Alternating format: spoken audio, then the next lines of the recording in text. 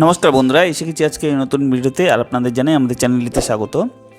বন্ধুরা, আজকের ভিডিওতে আমরা আলোচনা করব ডিপ্রেশনের উপরে। ডিপ্রেশন অ্যাকচুয়ালি কীরকম আমাদের লাইফে প্রভাব ঘটায়। যেরকম ধরে নিন যে আপনি একটা স্টুডেন্ট, আপনার এক্সামের জন্য সেরকমভাবে প্রিপারেশান নেননি, কিন্তু আপনার এক্সামের আর কিছুদিনই বাকি আছে। সেই সময় আপনি খুব তাড়াতাড়িভাবে আপনার সিলেবাসটা করার চেষ্টা করছেন এবং তার জন্য আপনি তাড়াহুড়ো করে সব কটি বই থেকে পুরোপুরা না পড়ে প্রত্যেকটা বই টাচ করার চেষ্টা করছেন।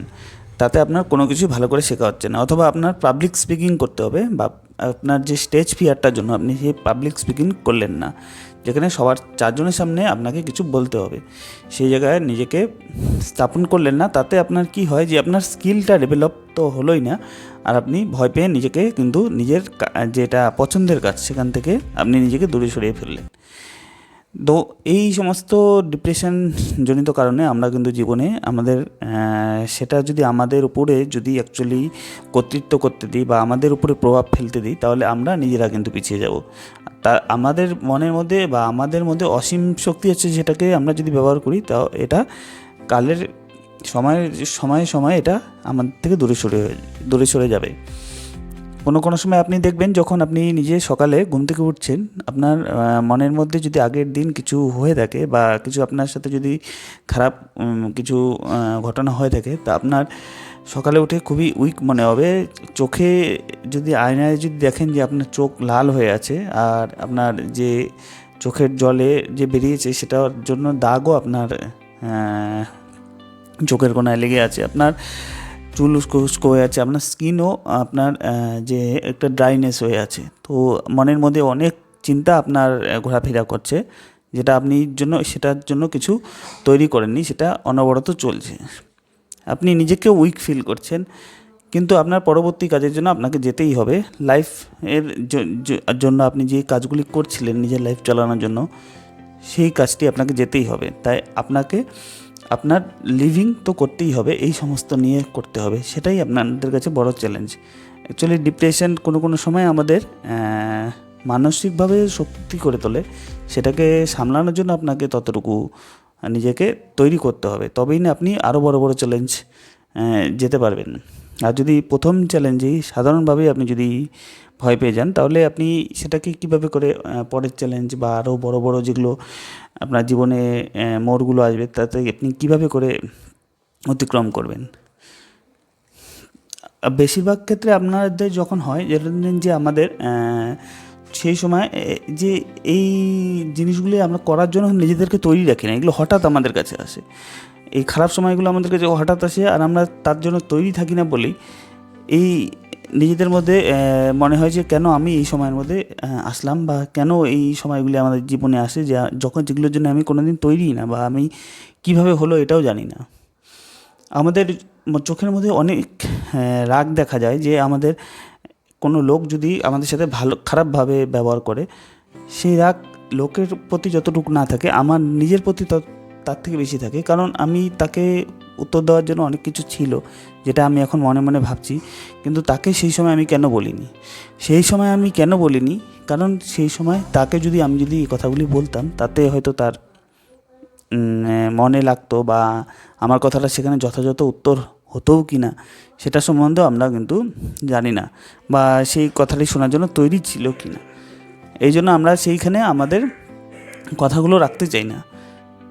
কিন্তু এই সমস্ত কথাগুলি ধরে আমাদের মনের মধ্যে কিন্তু আস্তে আস্তে করে একের পর এক আসতেই থাকে, আমাদের চেষ্টা ছাড়াই। তো আমাদের এই সময় যে আমরা নিজেদেরকে খুব ভালো করে রাখার চেষ্টা করি, আমাদেরকে আশেপাশের লোককেও খুব ভালোভাবে রাখার চেষ্টা করি, কারণ আমরা ইমোশনালি আমরা ভালো থাকতে চাই, আমরা একটু শান্তির মধ্যে থাকতে চাই।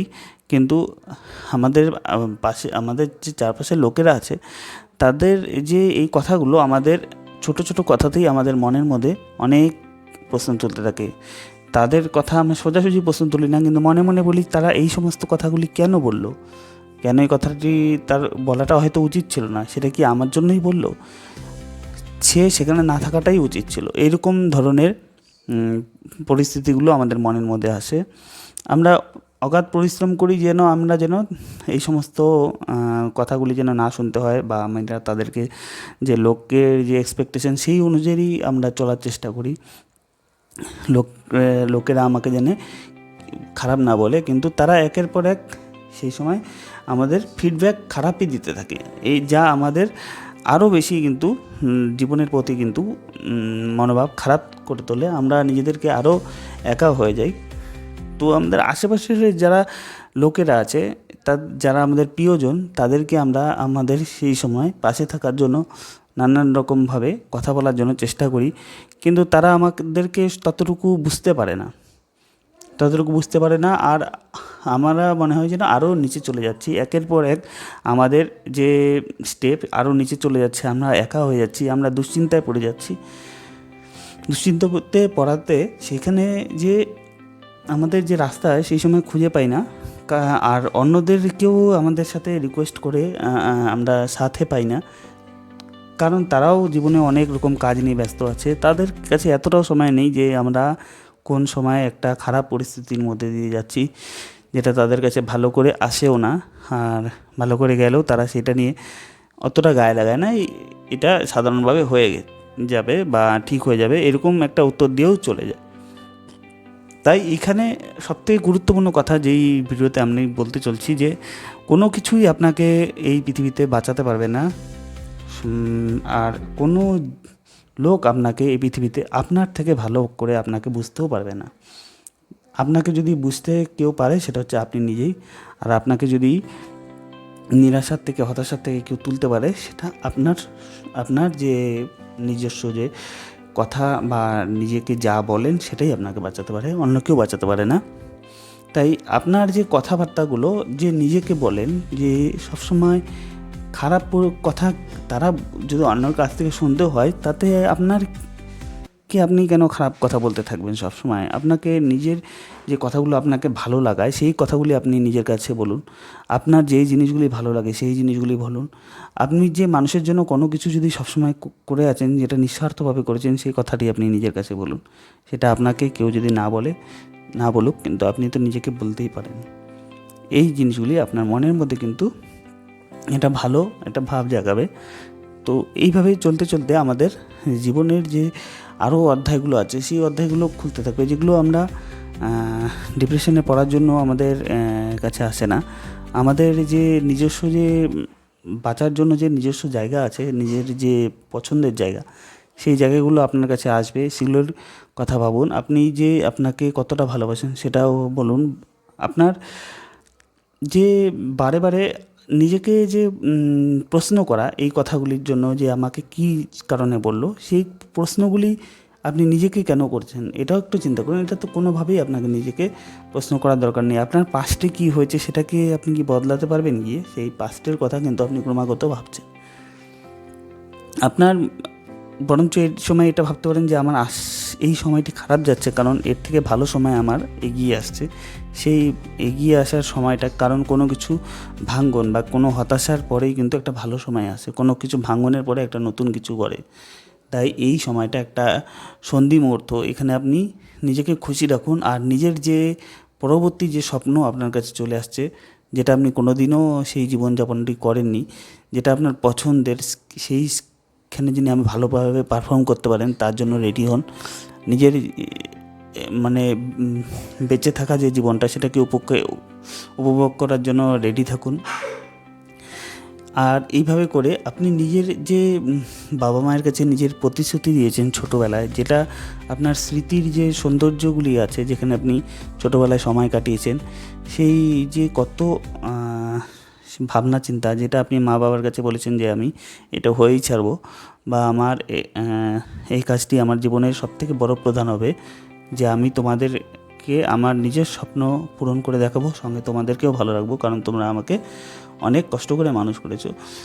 এই প্রতিশ্রুতিগুলি আপনি মনে করুন, যেগুলোকে আস্তে আস্তে ভালোবাসতে শুরু করুন। আর এগুলোকে যেরকম একজন বাচ্চাদেরকে তাদের বাবা মায়েরা ভালোবাসে সেরকমভাবে ভালোবাসার চেষ্টা করুন। এগুলোকে হাগ করুন, এই স্মৃতিগুলোকে মনের মধ্যে গাঁথুন। দেখবেন এই সমস্ত মানুষের যে ছোটো কথাগুলো, সেই কথাগুলো আপনার থেকে আস্তে আস্তে দূরে সরে যাবে। আর আপনি নিজের যে রুট লেভেল, আমাদের যে গোড়া সেই ঘোরাতে যদি আপনি যেতে পারেন, তাহলে আপনার এই যে জীবনে চলাকালীন যে একটা রাস্তা, এই রাস্তা অতিবাহিত করতে যেয়ে যেরকম রাস্তায় ভাঙাচোরা জায়গা আসে, সেরকমভাবে এই সমস্ত জায়গাগুলি একটু আপনাকে সাবধানে চলে এই সময়টাকে অতিক্রম করতে হবে। সেই সৌন্দর্যটাকে নিয়ে আপনি বাঁচুন, তাহলে এইটা আর কিছুই মনে হবে না। আপনি নিজের রুটে গিয়ে প্রবেশ করতে পারবেন, নিজের গোড়ায় প্রবেশ করতে পারবেন।